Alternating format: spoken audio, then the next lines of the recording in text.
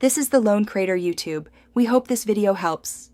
In this video, I will explain how to fold Honda Accord back seats down.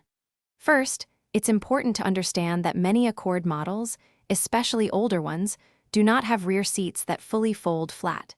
Instead, they often feature a fixed seat back or a small pass-through opening.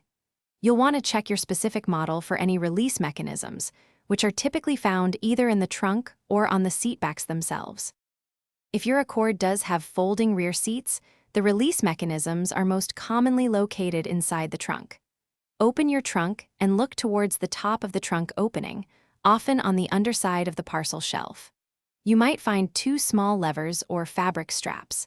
Pulling these will release the corresponding seat back, allowing you to push it down from the cabin or the trunk.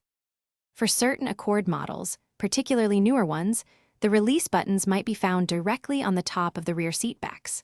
Look for a small button or lever near the headrest.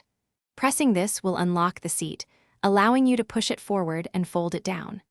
Remember to lower or remove the headrests if possible to achieve the flattest possible cargo area, maximizing your space. If your Honda Accord does not have fully folding rear seats, it likely features a small pass-through opening.